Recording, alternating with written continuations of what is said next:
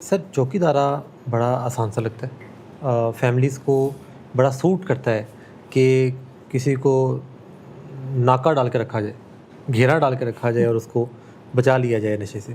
لیکن بات چیت بڑی مشکل لگتی ہے۔ تو بات چیت میں کیا ایسا کوئی چیز ہے جو کہ جیسے انہوں نے اپنی ساری بات چیت میں، اپنے پورے خط میں انہوں نے لکھا کہ بات چیت کیسے کریں، تو کیا ایسی چیز ہے جس کے ذریعے وہ اندر سے وہ جذبہ جگایا جا سکتا ہے کسی مریض کا؟ سب سے پہلی بات یہ ہے کہ بات چیت مریض کو سوٹ نہیں کرتی۔ بات چیت جو ہے اس بندے کو سوٹ نہیں کرتی جس کے پاس لاجک یا منطق نہیں ہے کوئی کام کرنے کی، اس کو جھگڑا سوٹ کرتا ہے۔ آپ دیکھ لیں، اگر آپ نے کسی سے پیسے لینے ہیں اور آپ اس سے پیسوں کا تقاضا کریں گے تو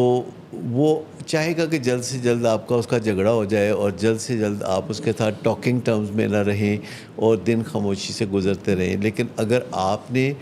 کسی سے پیسے لینے ہیں تو پھر آپ کو اس سے لڑائی جھگڑا نہیں ڈالنا، اس سے بنا کے رکھنی پڑے گی، کیونکہ جب بھی آپ اس کو ملیں گے تو اس کے لیے وہ ملاقات تکلیف دہ ہوگی، لیکن اگر آپ اسے نہیں ملیں گے تو تکلیف نہیں ہوگی۔ تو ہمیں سب سے پہلے یہ سوچ لینا چاہیے کہ ہمیں اپنے اس لوڈ ون سے جھگڑا نہیں کرنا جو نشے کی بیماری میں مبتلا ہے۔ جھگڑا اس کو سوٹ کرتا ہے۔ جھگڑا جو ہے وہ بعض اوقات کرنے میں ماہر بھی ہو جاتا ہے، کبھی تو وہ کوشش کر کے بے عزتی کراتا ہے۔ ون سائیڈڈ ہو سکتا ہے جھگڑا، یا دوسرے کا حصہ ڈلتا ہے تو جھگڑا کہلائے؟ دوسرے کا حصہ ڈلتا ہے تو جھگڑا ہوتا ہے، ون سائیڈڈ نہیں ہو سکتا۔ تالی ایک ہاتھ سے نہیں بج سکتی، لیکن کئی جو لوگ ہوتے ہیں وہ دوسرے کو نہیں کہتے سٹ ہاتھ، تو وہ کیا ہوتا ہے وہ؟ اچھا، اسی طریقے سے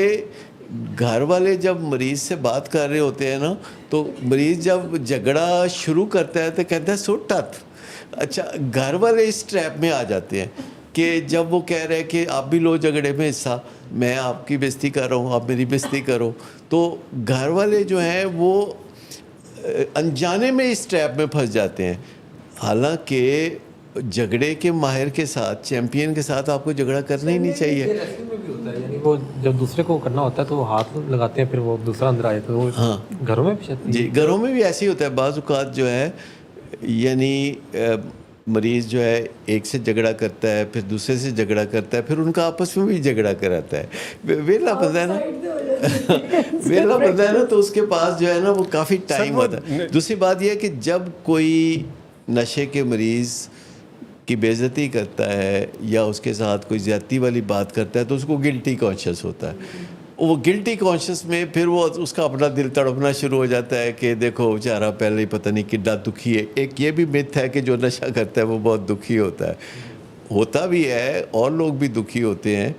لیکن اصل بات یہ ہے کہ جب گلٹ ہوتا ہے تو لوگ جا کے اس گلٹ کا کفارہ ادا کرتے ہیں، روپیہ پیسہ دے کے، سہولت دے کے، نشہ کرنے کا موقع دے کے۔ تو بہت سے موقعوں پر جو یہ جھگڑا فساد ہے یہ گھر والوں کے لیے تو قطعی فائدہ مند نہیں، مریض کے لیے تو پھر بھی اس میں منافع ہے۔ مطلب مریض کے لیے جو ہے اگر وہ حساب لگائے تو ہر اس گالی کے بدلے میں وہ ڈالر وصول کرتا ہے جو کہ گھر والوں کو دینے پڑتے ہیں،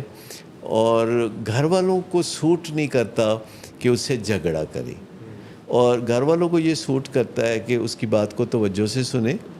اس کی بات کو کبھی نہ کاٹیں، اور جب تک مریض بات کر کے تو چپ نہ ہو جائے تو پھر بھی چند سیکنڈ کا انتظار کریں، کم از کم 30 سیکنڈ کا سر انتظار اس کو کریں۔ جتنا موقع ملتا ہے نا، آپ جو کہہ رہے ہیں، وہ اتنے کو بم پھینک دیتا ہے اس کے کہ آپ کا بچنا محال ہوتا ہے، آپ لا محالہ دیکھیں، اچھا باکسر وہ ہوتا ہے جو پنچ کھا سکتا ہے، یعنی جو 15ویں راؤنڈ تک کھڑا ہو کے پنچ کھا سکتا ہے نا، وہ کبھی نہیں ہارے گا۔ وہ باکسنگ کی دنیا میں وہ بے تاج بادشاہ ہوتا ہے جو پنچ کھا کے تو آگے سے واپس پنچ نہیں مار